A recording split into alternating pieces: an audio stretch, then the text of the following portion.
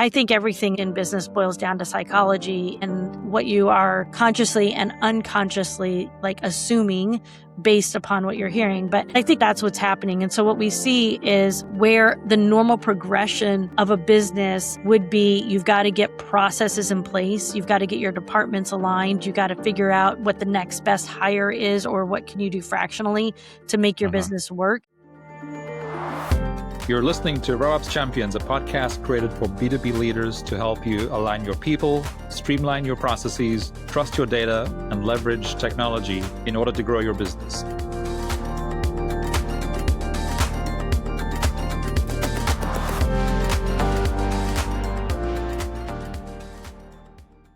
Hello and welcome back. Today I'm joined by April Porter, entrepreneur, attorney, franchise strategist, and founder of Secret Sauce and FranchiseVault.ai, where she helps franchisees, franchisors, and business owners build more scalable businesses through stronger leadership, business intelligence, and intentional AI implementation.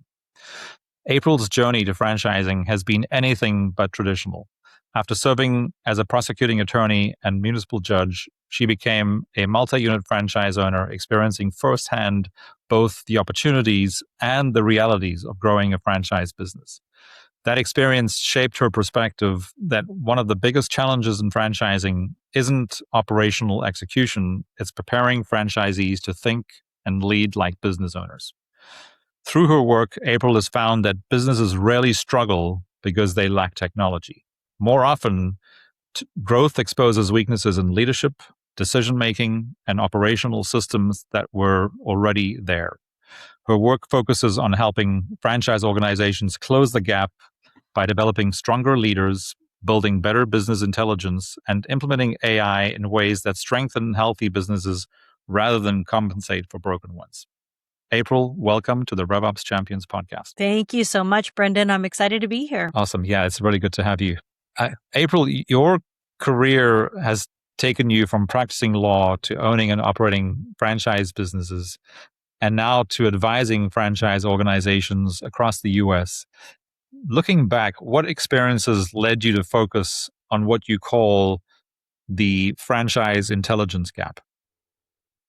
Well, when I got into franchising, much like many first-time franchise owners, I really believed that the franchisor was going to provide everything you need to be successful, because that's kind of the tagline of franchising.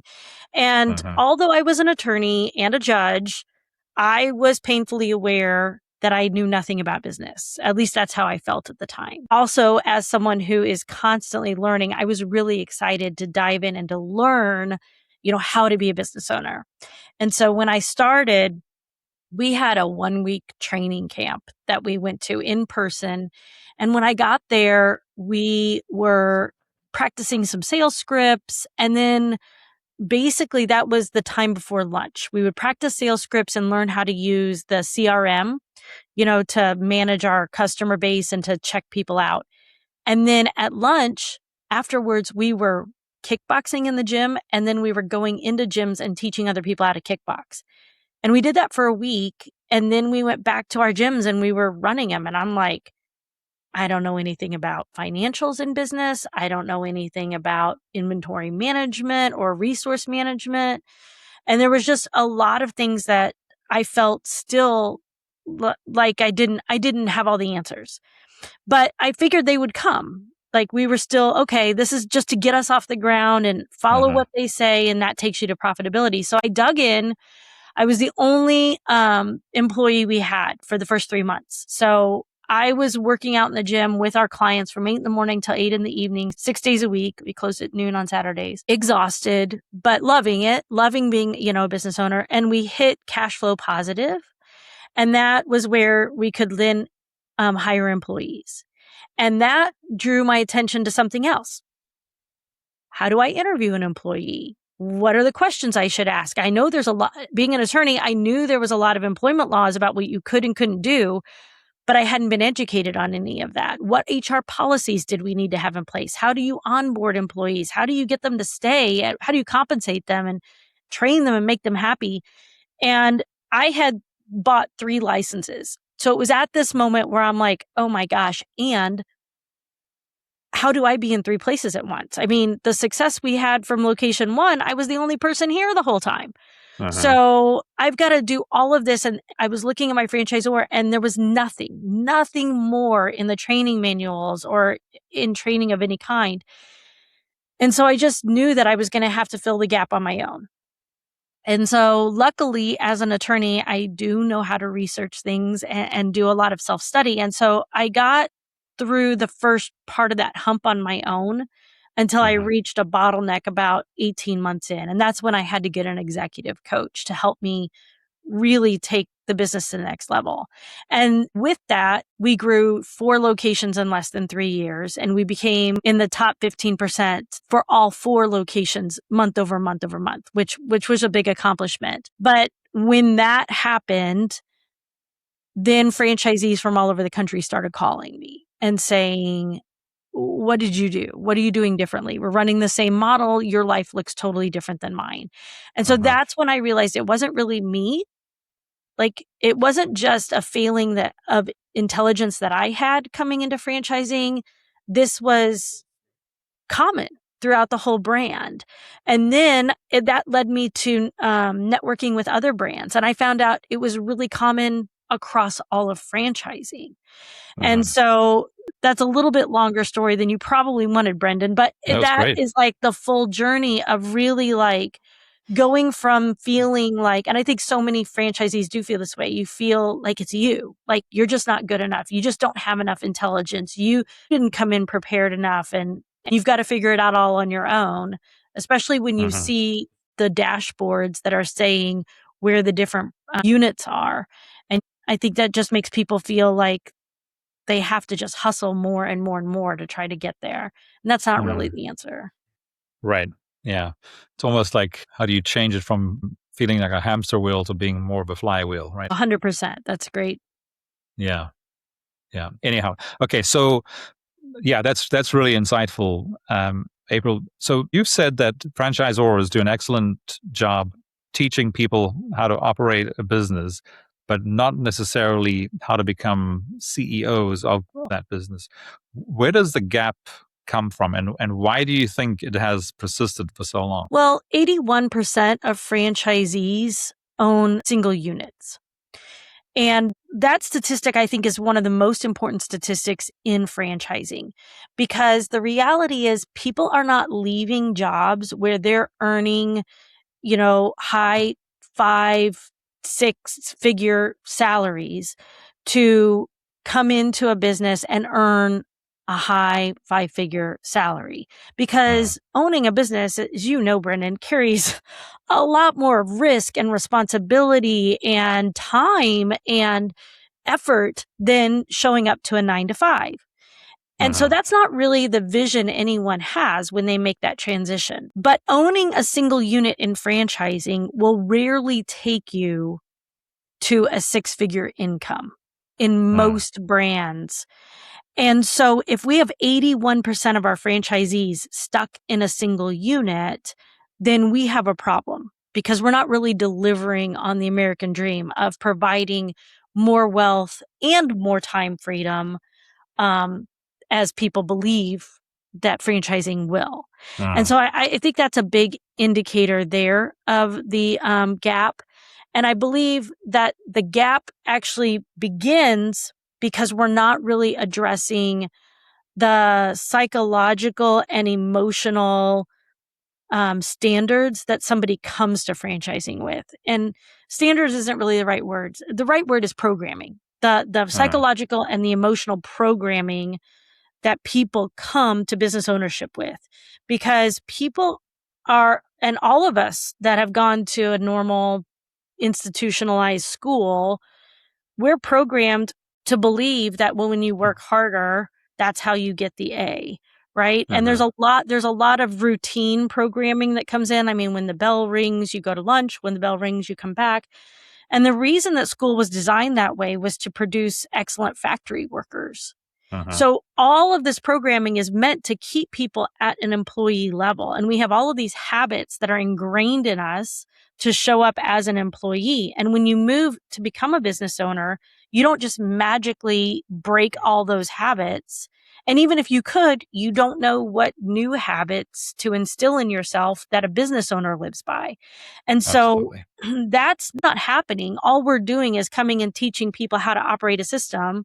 And so they're taking that, they're operating it, they're doing it based on that programming, and then they get stuck at a single unit because they realize, like, if I leave this single unit to open a second unit, everything's going to crash, everything's going to fall apart.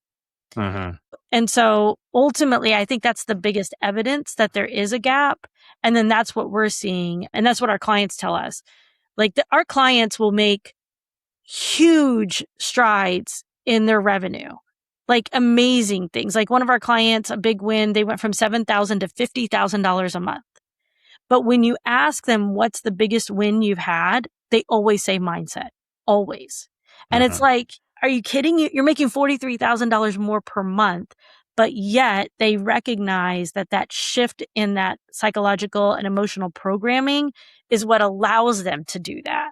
And so for Mm-hmm. them, that's the biggest win. Yeah, no, I can see that.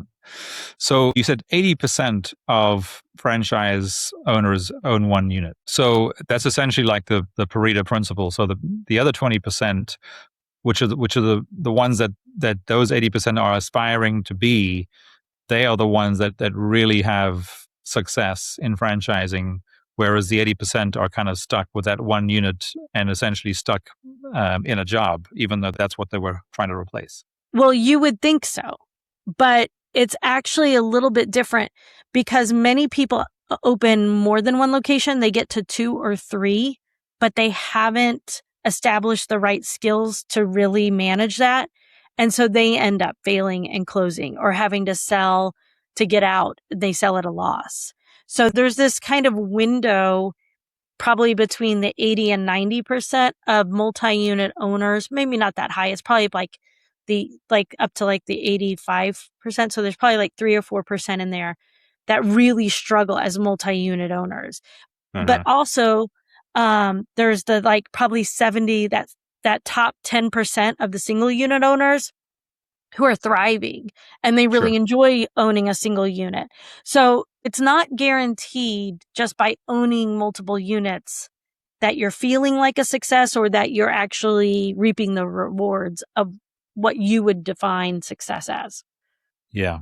Yeah, that's really interesting. I mean, I know there's obviously like some anomalies like Chick-fil-A, for example. I mean, their whole thing was because they want their franchisees to be successful, and they believe that can only happen if they own just one unit. I mean, there have been some exceptions since then, but I think Yeah. 90+% of Chick-fil-A franchises are single unit, but those single units are generating huge amounts of revenue and profitability, but the owner has to be there, right? It's not Right. a, yeah. I mean, Chick-fil-A is a really unique brand because something that Chick-fil-A does differently that I wish all brands did, quite frankly, is they require the franchisee to work in the store for a year before they can be approved to receive the unit. That would be a huge benefit to all franchisees and all franchisors because such an education is happening before the risk on either side is being taken, before the franchisee is investing, but also before the franchisor is approving that person, because approving the wrong franchisee is a major headache for franchisors and can be very detrimental to the brand. Hmm. um, but also the other thing that Chick-fil-A does that's different is that you don't really own your Chick-fil-A restaurant. Like you don't have the right to sell it at the end. You're essentially leasing the right to operate it. And so it's a completely different model than what most franchise brands are running under. Right. Okay, so let's leave that one alone for now. Then, but so another, as I was thinking around sort of the time of IFA this year, so that the Chick-fil-A story, of course, seems to come up frequently because it Mhm. is unusual. But the other story that was sort of floating around, but it wasn't really being talked about much at IFA this year was, I mean, I don't necessarily need to mention the brand, but there seem to be one or two brands that what they're doing is they're realizing that the success of the franchise brand is dependent on the weakest franchisee somehow improving, or if they aren't able to improve, that they help them, sell or whatever. That is an interesting, and it's getting a lot of pushback by a lot of people in the industry because it just seems like it's not really an inclusive way to do things. But at the same time, you can see the value of, the sort of the rising tide will float all boats. Like if there are struggling franchisees and they maybe shouldn't have ended up with a franchise in the first place, then helping them get out, that seems like like a good option. Well, what do you think about that one? I agree. In fact, at IFA, I was at a roundtable with a franchisor, and I always have questions to franchisors because I really am hoping franchisors can start to see things just from a slightly different perspective. I mean, I think that's the key to all of us growing as humans is, having hard conversations, but also being willing to be calm enough in those conversations to say, let me try to see this from your perspective. I think that would just help us all grow as a human race. But so in this, and I'll give you some context before I land the plane here, but it was about FACs. And I just was asking the table, I said, okay, how many of you have an FAC? And then how many of you with an FAC allow your franchisees to elect who comes on the FAC, or do you appoint them? And many franchisors simply appoint the people. And so then the next question was, okay, how many of you are putting people from the bottom 30% onto your FAC? And none of them did. And so one gentleman at that said, why on earth would I want the bottom 20? And he said 20% on my FAC. And I said, well, how are you going to learn what's going on with that bottom 20%? Why are they failing? What are they frustrated with? Where are they struggling if they don't have a voice in what's happening? Yeah. And here's what he said. He said, that bottom 20% is just going to fail anyway. So I don't need their input. And my response to that was, if you truly believe that the bottom 20% are just dying a slow death until they fail in your system, I believe it's unethical to keep them in your system, and you should be signing a mutual release and letting them out of your system. And I truly believe that. It shouldn't be, okay, well, we're going to hold, like, you just keep going until you can't go anymore, or until you can find somebody else to sell this fledgling, failing unit to. And it's your responsibility to convince someone that there's an opportunity in it. I think many times those bottom 20% are in the bottom 20% because they never should have been approved as a franchisee in the first place. Right. And I think there needs to be more responsibility by the franchising community, in addition to the brands themselves, to acknowledge, yes, we shouldn't have approved this person, and we're not going to handcuff them now or hold them hostage in the brand when we both made a mutual mistake of saying that this was a good decision. Right. And so I think it comes down to a question of ethics. And, as an attorney, ethics is very important. We are required to take continuing education every year on ethics, particularly as a judge. That's, is very important to me, ethics. And it disturbs me that as franchising, and the IFA frequently says, oh, we're self-regulated and we have plenty of regulation. And I see it as a big failing that we do not have any ethical standards. We don't have an ethics commission. We don't have any way for anyone to report an ethics violation by anybody in franchising. And we don't have an ethics council to review those things and to say yes or no. We feel that this is not how we want to conduct ourselves as a franchising community. And I think that is something that I would advocate for. I believe that's what we should be working toward, is having a true ethics commission that our community is held to standards by. I agree. But at the same time, I also think that there are other things you can do before even necessarily getting into the ethics sort of policing piece of it, which is, it doesn't matter what industry you're in. This does come back to, I think, what you were saying around, mindset of, why do some businesses succeed and others don't?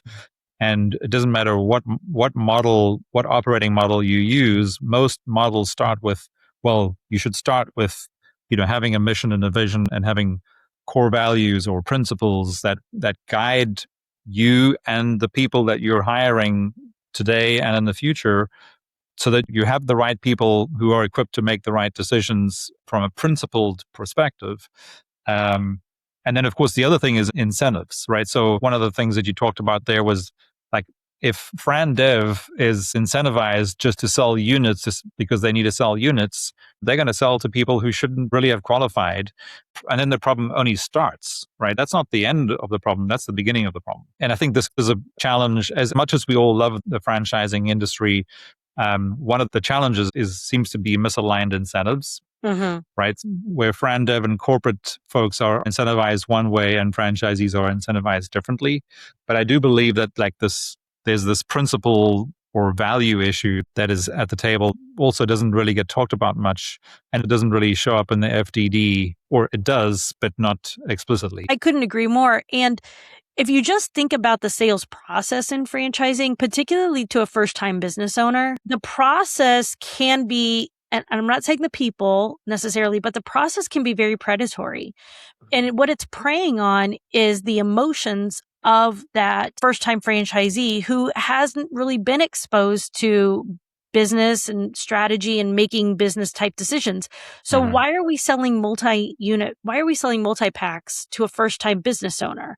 And why are they buying them? Well, because they're told, well, let's lock in your 3 territories now because this is selling like hotcakes and we don't want anybody. So there's a whole FOMO of, if I don't buy my 3 territories now, somebody else is going to come in and start competing with me, and I'm going to lose out on the next best territory in my area. And there's an advantage to being first and all of these things. And it's based on all of that's based on emotion, not on data, not on the fact that the concept has been proven in the area.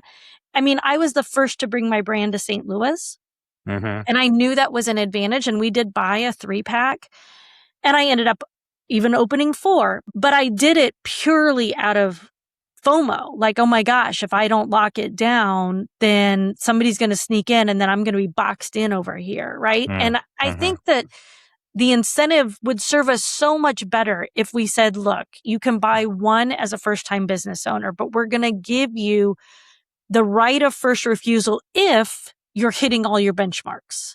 If you're hitting your benchmarks and you're hitting your KPIs, then you get a right of first refusal for a territory that's near you. If you're not hitting them, you don't get the right of first refusal.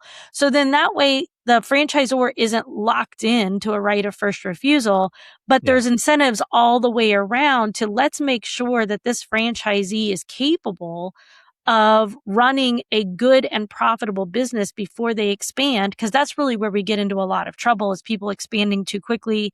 They don't have the processes or the people in place to support the expansion. And I see that happening. And so many times people don't open the second or third license, which adds to that, statistic of single unit owners. And then on the other hand, they open them and they're not prepared for that. And then it becomes complete overwhelm and burnout. And then they want out instead of having the wherewithal in order to right the ship. And so to me, it's just a lose-lose situation. And then occasionally you get that diamond in the rough, like me, who figured it out and got them open and struggled through the first 2 and realized, hey, I got to do something different to make this really work. I had the capital in order to be able to do the right investments to turn it around. But I think that's the exception to the rule versus the rule. Yeah. That's really interesting. And of course, I mean, it is sad that there's not a better way to do this, but that it is really much, it's like the fittest will survive, or the strongest will survive. Anyway, let's move on here, April. So one idea we talk about often on this show is that technology doesn't solve business problems; it amplifies them. You've made similar observations about AI. Why do so many organizations rush to adopt technology before strengthening their leadership processes and operational discipline? Well, again, I think so many times we hear what we want to hear, right? And so with AI, a lot of what we're hearing is that it solves for a lot of the issues, right? So people are seeing AI as a shortcut. Like, maybe I don't need to hire this person now. Maybe I could do it through AI instead. And Mm. so I think that feeds into it, right? It's the propaganda that's out there. And the propaganda is coming from, we always know, like, the least educated people in the world, or in whatever you're talking about, they speak the loudest, right? Because they're the best salespeople, because they can't back it up with quality a lot of the time. And right now with AI, any person could jump into AI and say, "Hey, I've got this great AI and it's going to do this and this and this for you." But social media and all the other channels, people are just getting it from every angle, that AI is supposed to be easy. It's supposed to be fast. It's supposed to take over like redundant tasks, which means I don't have to hire again, or I could reallocate my labor in a different way. And I don't need a process because I'll just get AI to do it. And so all of that, again, I think everything in business boils down to psychology, and what you are consciously and unconsciously like assuming based upon what you're hearing. But I think that that's what's happening. And so what we see is, where the normal progression of a business, you've got to get processes in place. You've got to get your departments aligned. You got to figure out what the next best hire is, or what can you do fractionally to make your Mhm. business work. Now it's like, what do I not need to do? Like, Mhm. what can I avoid doing because of AI? And I think it's probably going to be like a 2 years, but the people who are doing that are going to see, in like 18 months, my guess is it'll take them that long to realize, wow, we really did this backwards. And then they're going to have to go back and shore up everything. I hope that it would be faster, but the reason I think it'll be 18 months is because people with small teams, they're not going to implement a whole bunch of AI right away. They're going to have to do it a little at a time.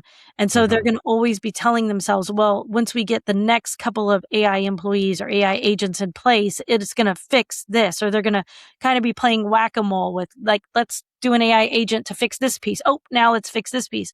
So it's going to take them about 18 months before they realize, okay, this isn't working. So what do we Yeah. do? You got to go back to basics. You got to get your business in order first, so that you're not amplifying chaos. And Mhm. if that's the key, is you need to be asking yourself right now, could you go on, you as a franchisor, as the business owner, as the franchisee, could you go on a 3-week vacation to Europe where you had no cell service, like, or on a cruise where you didn't have the Wi-Fi? Could you do that and your business not just survive, but actually grow while you're gone? And if the Mhm. answer is no, then you're not in a great position yet to start really implementing a ton of AI. Not to say you can't use AI and that you can't put things in place, but you can't turn your business over to AI if you can't turn your business over to humans. Yeah. Yeah. I think that's really good advice. And I think, it's interesting because we see this, even before our focus on the franchise space where we worked in multiple different industries, we're seeing this and now we're seeing it again over and over again in the franchise space where, a franchisor will come to us because their systems are broken because they've, or whatever, they got to 100 units or 200 units or whatever, but their systems are still the same ones that they used, that they built for when they were 30 units. And of course, we all know that that doesn't typically work all that well. But one of the other things that they tend to forget is that, going from 10 to 30 units or 30 to 100 units or whatever the next sort of ceiling is, um, they had to change their sort of leadership. When I say leadership, like the leadership either had to elevate or they had to add additional people who had that additional experience. And I think to your point, had that sort of strategic sort of thinking ability, and had really brought the mindset to the rest of the team to say, what got us here isn't going to get us to where we're going. Because I think to your point, and I think this is something that you and I share, is this, like, mindset is so critical. And that seems to be one of the most powerful mindsets, right? Of like just knowing that whatever got you to where you are today is not going to get you to where you're going, assuming you still continue, you want to continue growing. Um, But it's crazy how often seems like this franchisor thinks that by implementing this new CRM and revenue operations system is actually going to fix their process and people problems. And of course, we all know that that doesn't happen. We learned that the hard way, where we realized sort of halfway through an implementation that the real issue is they have the wrong people in the wrong seats, or their processes are completely not at the level that they should be for where they are in their scalability and growth. But yeah, it's Yeah. and the shiny object syndrome is real, but that to me, it shows a lack of leadership and that mindset where if you really believe that your technology, whether it's AI or something else, is gonna fix your problems, that you're in for a rude surprise. Yeah. I see the same thing happen over and over again with franchise brands. And what I see happening is when somebody first franchises their business, they don't have a lot of revenue coming into the franchise entity, and they need doers because there's more to do than they can do, right? So you're hiring the lower level employee that accepts the salary you can pay at the time, and that is a doer that is going to get things done. And then you grow. And a lot of times, because whenever you're in a startup, and I'm sure you understand this too, Brendan, I mean, Yeah, I've been your been initial, there. Yeah, yeah, I've made all those mistakes. Yes. yeah, but the initial people are so critical, and you form such bonds over that like startup struggle of getting over the hump, that when it comes time for you to need executive level help, the first place people look is, well, let's promote the people who've been with us. And you have to be really honest with, this person isn't an executive. This person doesn't have the strategic thinking skills that you need if you're going to go to the next level. And your business can only grow as much as you do, right? You have to grow and take the emotion out of things and really start to be able to objectively look at what's best for the business. And that is a hard thing to do, Really hard. Yeah. especially when you've relied on people that you care about deeply to get you to the current level. And so I see that happen all the time with young franchisors. And it is it's a difficult thing, but I think having the right counsel and having the right support system outside of your brand is essential to helping you through that phase of growth. I think the fact that you're open to having that outside, advice or counsel means that you're probably already halfway there, because you have the mindset of not having all the answers, but knowing that you need to improve the questions that you're asking, right? Yeah, I would say probably nothing's more dangerous than a franchisor who doesn't have some kind of coach. Yes. Yeah, well, like in any other, pick whatever you want to be successful at. If you try and do it without a coach, it's going to be really, really hard. Right. And your chances of success are really reduced. What we've been touching on here, April, is there's no shortage of AI tools available. And we know that, many businesses are creating complexity instead of simplifying what they should be doing. So what is your advice on how leaders should think about how AI implementation, so that it strengthens the business instead of simply adding another layer of technology or complexity?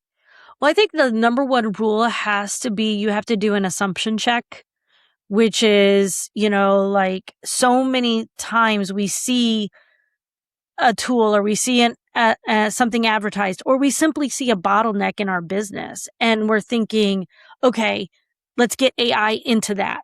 I want that tool, or let me fix that bottleneck, when it comes to AI. That's an assumption. That's an assumption where you should start. And most founders, most business owners, it doesn't matter if you're a franchisor or a franchisee or a non-franchise business, you do not have the time, the bandwidth, the expertise or the objectivity to look at your business and to say, okay, where is the most strategic place to start? Where is either going to give us the biggest bang for our buck in time, energy, and money? Or where is there a simple, safe thing we can implement that we can layer onto in the right order that will ultimately make the biggest impact in the fastest way? And that's a lot of strategy that requires understanding both business and AI. Mhm. And so that's really where I think AI implementers are going to be an essential piece of all businesses moving forward. Unfortunately, I also believe there's many businesses that will not realize that until they make the mistake of not working with an AI implementer, Mhm. until they realize things have really gotten out of control. Of course, that always makes an AI implementer's job that much harder, is to come Sure. into something where you have all these tools piecemealed together. They're not communicating. They're not all working off of a central brain, and you still don't have your processes documented or the right people in the right seats. And it's like, that's going to make your costs go up with an AI implementer. That's going to make the workload go up. And quite frankly, as an AI implementer, I might come into that and say, no, thank you. Like, this Mhm. isn't a project I want to take on because it is such a mess. And I could go help three other companies in the amount of time it's going to take me to help you, but I'm going to be able to feel successful because we're going to make so much more progress, which is a much more enjoyable project for an AI Mhm. implementer. Yeah, I totally agree. And I think the first thing that we're looking for in that situation again is mindset, to your point. Right. Because if they don't have the right mindset about how to approach implementing AI into their organizations, and they think of it as just the next tool, to your point, the chances of the implementation succeeding is greatly reduced, and we would rather move on and do that somewhere else. Right. And I do Um, think there's a danger yeah. it could set your whole business back. Like, you're trying to move into the future and to remain competitive, and you could actually decrease your competitiveness by Mhm. implementing AI incorrectly. Because if your Yeah. competitor does it the right way, they're going to be flying past you while you fix all of the mistakes. Right. Yeah, which brings us to my next question. Growth as a way of exposing problems that were already there, right? So as franchise organizations expand, and again, with that sort of competitive mindset, what weaknesses tend to surface first, and where are leaders often surprised by those weaknesses? Oh, no one's going to like the answer to this question, but the weaknesses typically are going to show up first in the founders.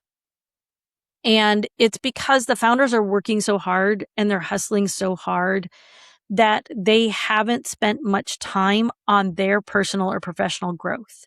And where this really becomes apparent is when they do attract that more sophisticated franchisee who comes in and says, maybe they have been a multi-unit owner somewhere else, or they're multi-brand owner, or they've owned other businesses. And when they come in and say, yeah, I see how cool your concept is and that it has so much potential. I want to be early. I even want to be, I'll raise my hand. I want to be an area developer or something like that. That franchisee is likely coming in believing they know more about running the business than the founder does.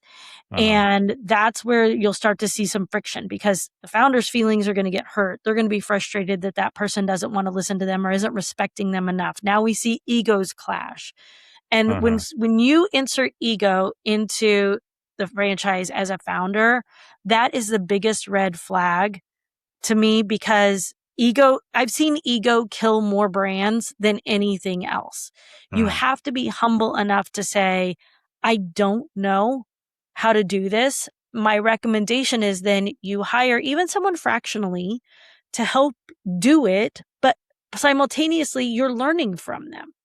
You're Mhm. learning from them, and you're constantly developing your own personal and professional development in that way without delaying the growth of the brand, you trying to learn it all before you take action. And so I think that's one of the biggest bottlenecks I've seen, is that whole scenario right there play out.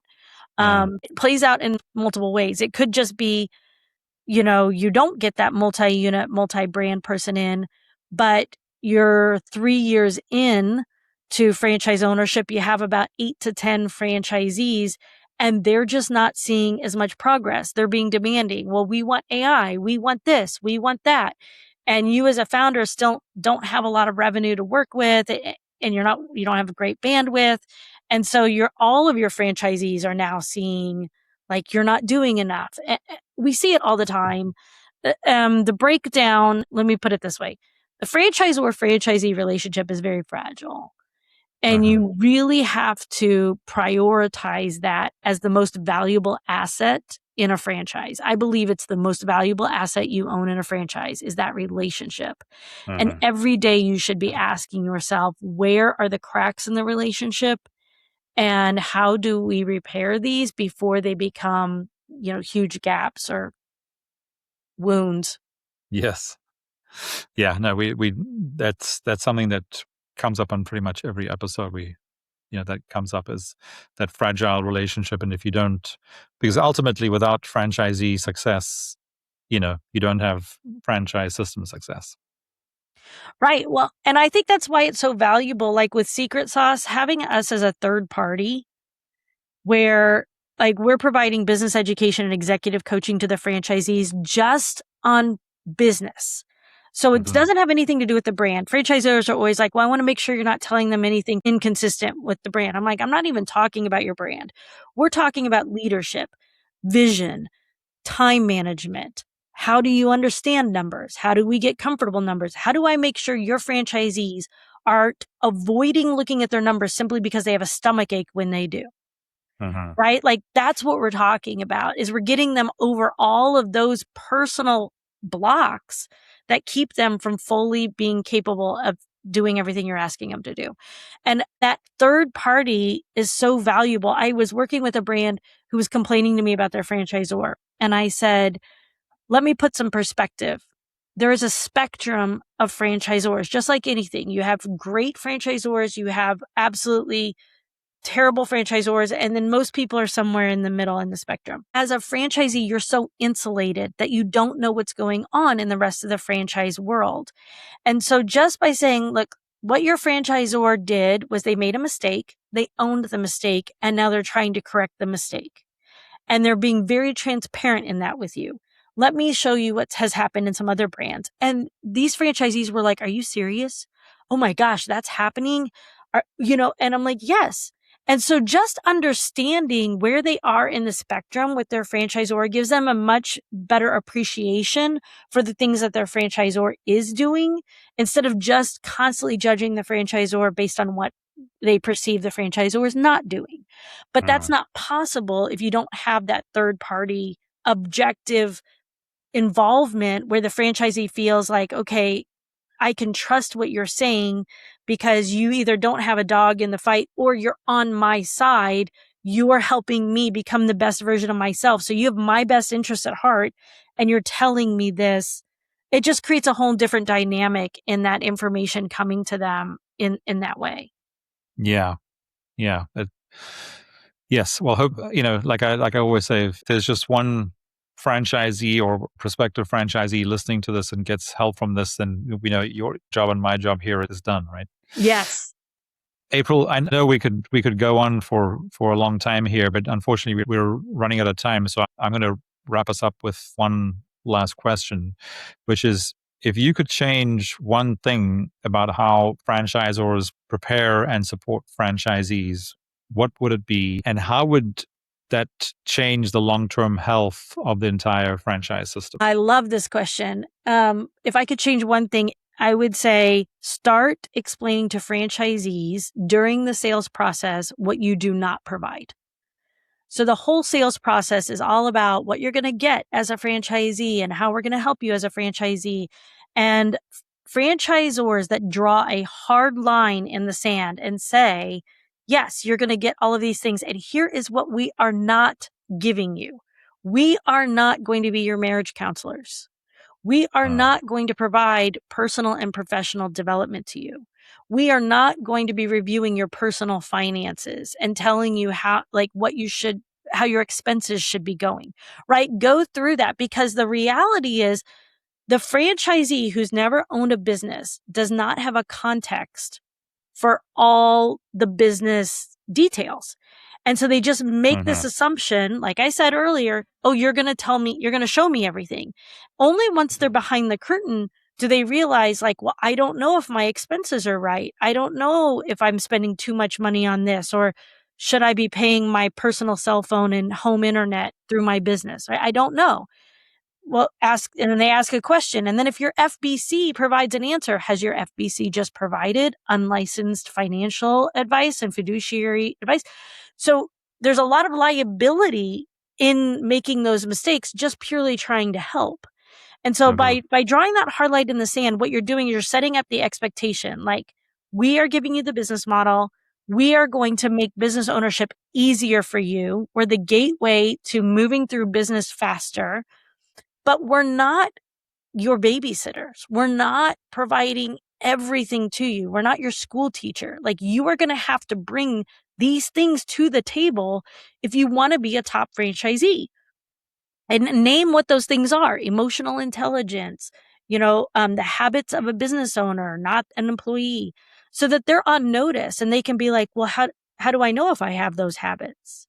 Right. And then have resources like Secret Sauce, like other potential coaches out there that can fill that gap for them, so that they're not just going and hiring a random person that doesn't have the qualifications or credentials or doesn't understand franchising. That's one of the worst mistakes you can make, because coaches who don't understand franchising will tell people to do a lot of things that may not be compliant with your brand. So that would be my biggest piece of advice. Just be honest about what you don't provide. Yeah, which actually, in fact, I think that's really good advice, and it almost provides like a checklist. You know, that if you have the checklist starting at the top of it, these are all the things that we do provide, and then you have all the empty, unchecked boxes at the bottom, like we don't do this, we don't do this. That essentially then helps those franchisees or prospective franchisees then go and figure out where they can get those boxes checked with outside help that they know cannot and will not come from the franchisor. Really good Yeah. advice. Well, and that's why some franchisors just require Secret Sauce as part of the system. And then they could check those off, but say, this is where Secret Sauce comes in and you're going to pay them directly. And this is where you get these things. Really good. Awesome. April, well, thank you so much for joining me today. I know we have lots more conversations coming up, but I think this was really valuable to our listeners. So thanks for being here. It's been my pleasure. And I can't wait to host you on our podcast and put you in the hot seat, Brendan. Sounds great. I look forward to it. Thanks, April.